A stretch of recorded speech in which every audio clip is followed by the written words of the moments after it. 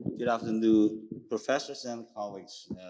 I'm very glad to have the opportunity to participate in this conference. And thank you for the chairman's introduction.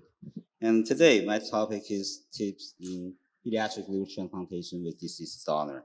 And my presentation divided in two parts. The first part is the hepatic alteration process after liver transplantation with infant deceased donor.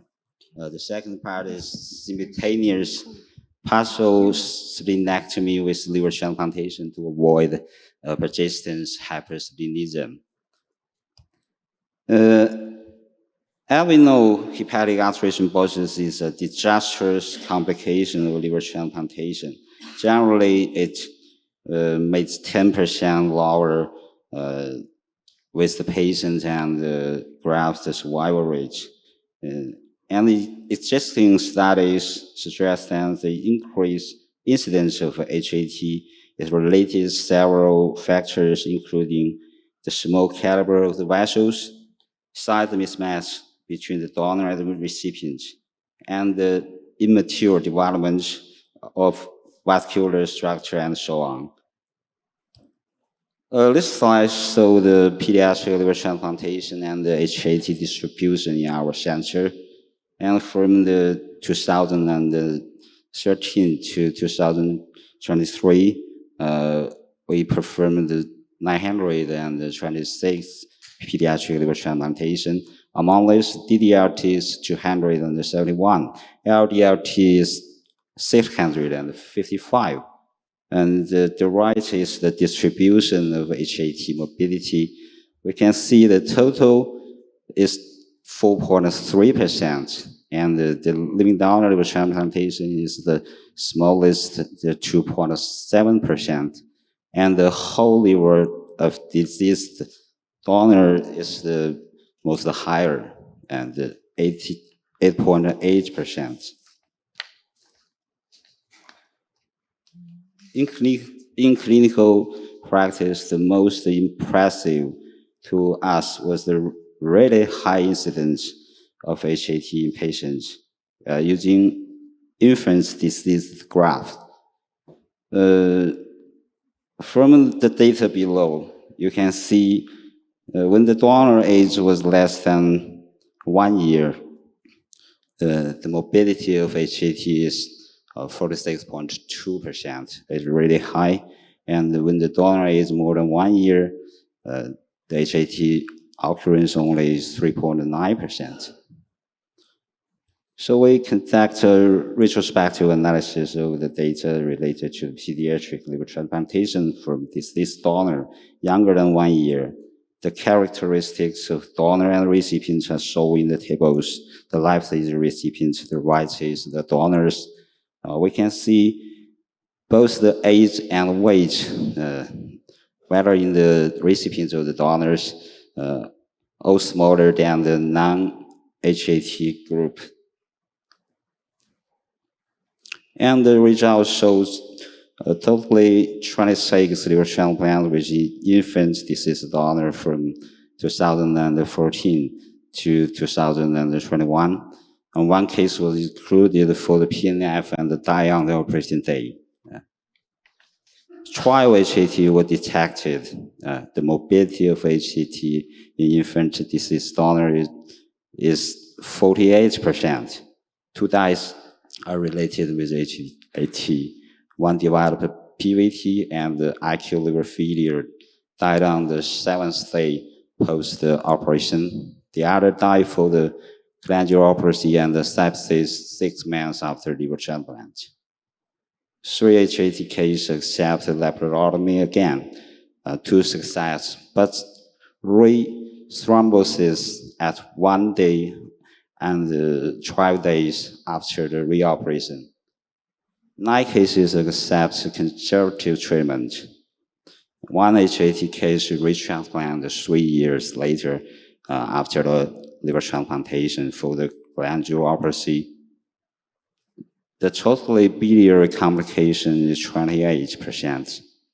For the HAT group, it's very high, that is 58%. And for the non-HAT group, that is 0. This slide shows the survival rate of the patient and the grafts. You can see the 5-year patient and the graft survival is not too bad.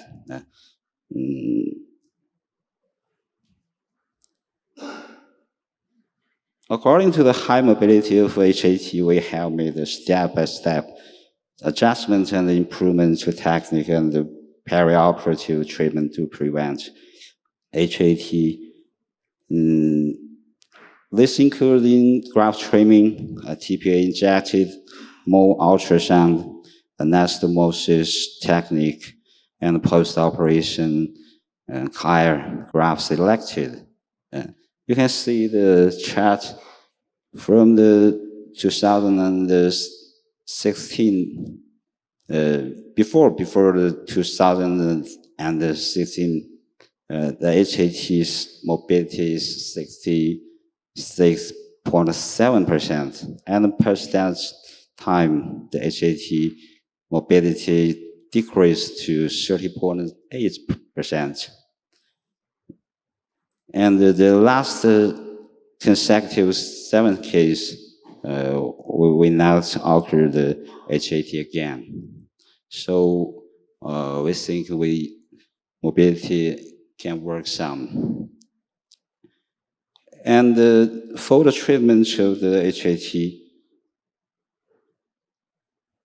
the first choice may be reoperation according to the literature. But in our experience, we have 3 cases reoperation. The result is not satisfied. Wrist thrombosis after the reoperation in all the 2 patients, and 1 patient developed the second cirrhosis. According to the literature, the reoperation success rate of the revascularization vary from 30 to 90%, but in fact, this is donor liver transplant. There's scale report. Our result is similar with the report from Tianjin First Central Hospital. We have the same result. Reoperation in their center also have a depressed result. When we do the reoperation, we haven't found anastomosis technique error in all the patients.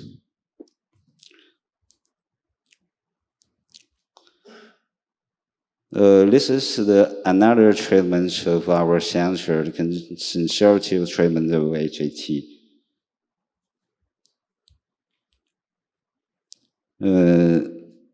It includes 3 parts.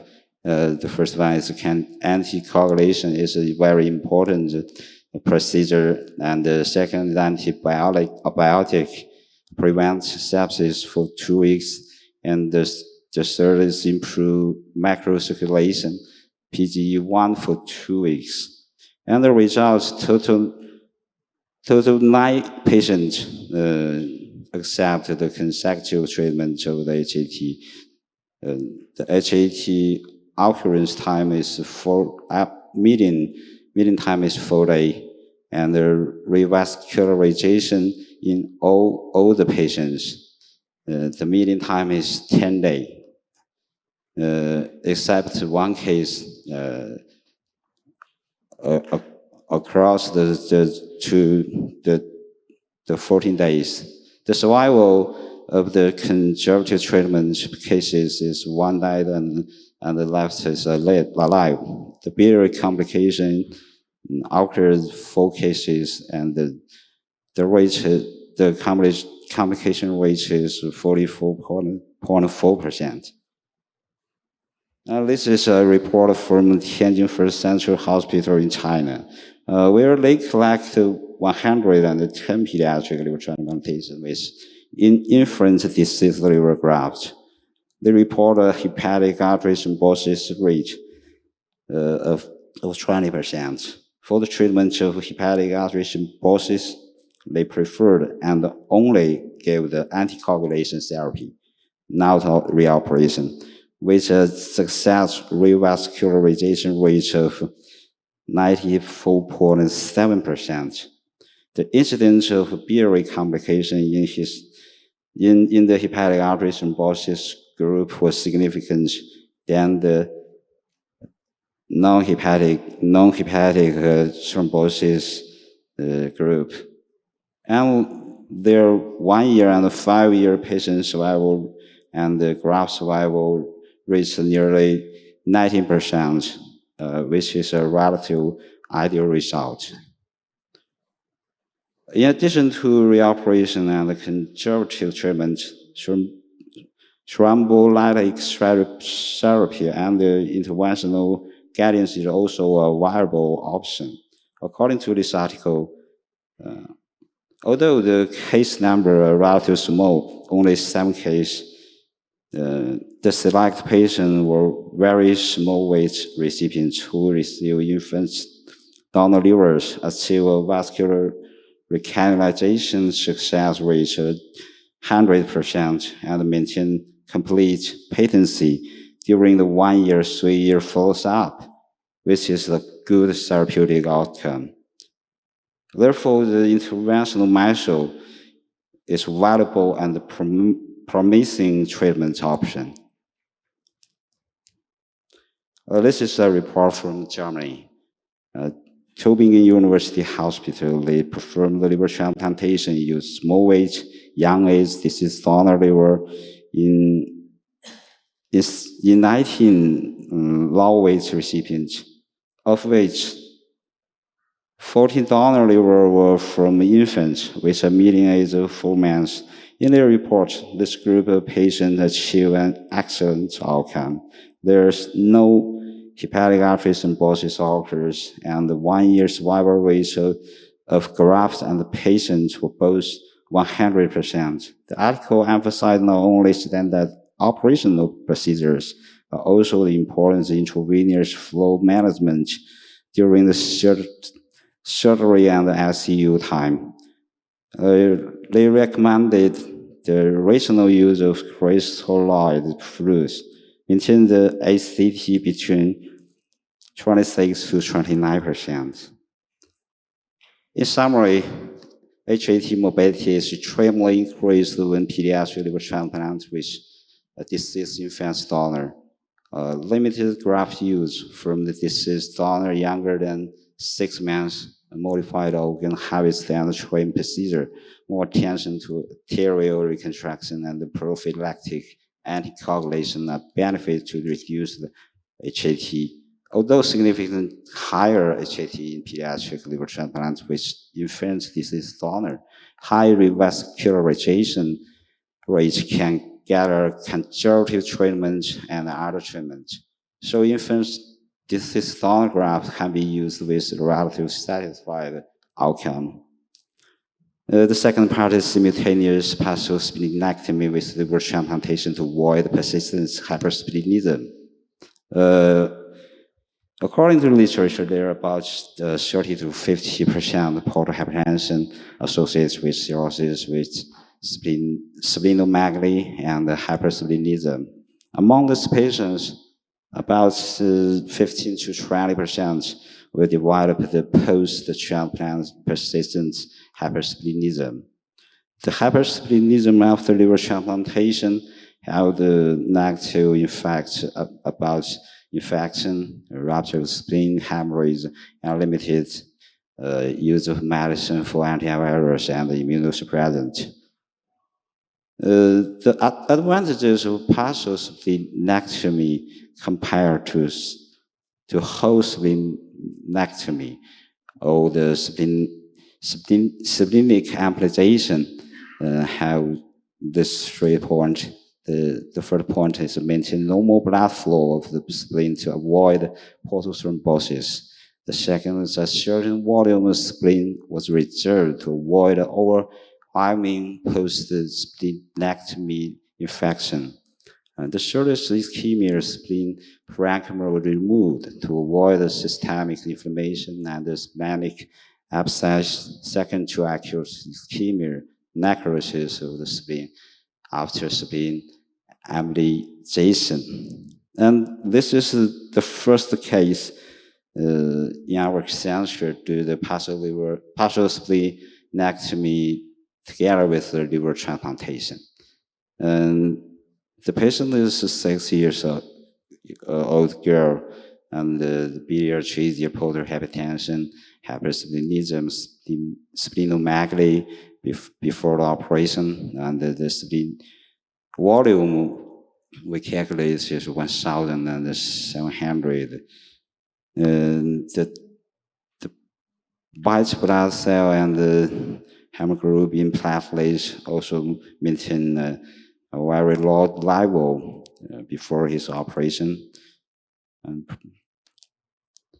before the operation, we gave the evaluation how to preserve and which part of will be preserved the spleen, and we choose the lower pore branches of spleen artery, and the other part of we will resect it and cut the spleen parenchyma.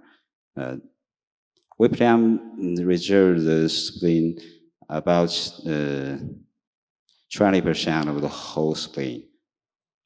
This is the photos in the operation. We dissected the branches of the artery close to the spleen hilum, and after we resected all the branches we don't want it, you can see the low pores color changed, and this is always in these photos. And the first case we use the radio frequency apartment and the HABIB, and we will give the radio frequency first, then use the knife cut the parenchyma of the spleen. This advantage is the small bleeding, but the long manure time. So this is the left part of the spleen and the cut-off. After operation, the WBC and the platelets is rapidly recover to the normal level, and at the 2 weeks, at the 6 months, it becomes stable and maintain the normal range. And we might monitor the spleen volume change in the follow-up. This is the 2 week and the 5 months and the 3 years. The pressure, the spleen volume is maintained a stable level and about 200. This is the very south video. Now we do this operation not use the radio frequency, only after the dissection of the branches, spleen artery and the spleen vein, we will press the cut surface and use the scissors cut the parenchyma and use the bipolar to do the hemostasis. It will be quick, but a little more bleeding. Now we do more than about 30 cases of this type of operation, and the change of leukocyte and the platelets is like the first patient just talked.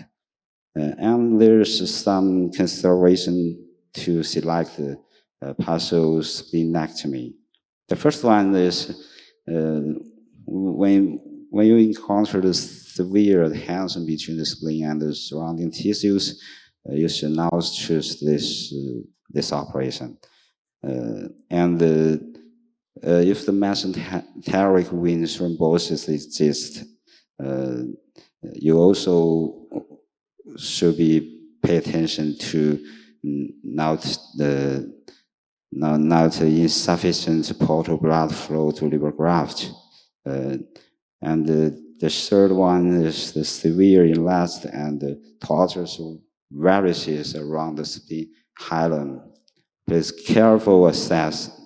And if you injury the trunk of spleen vein and the hemorrhage, that will be difficult to control, and you must cut the whole spleen out, and you cannot preserve partial of the spleen.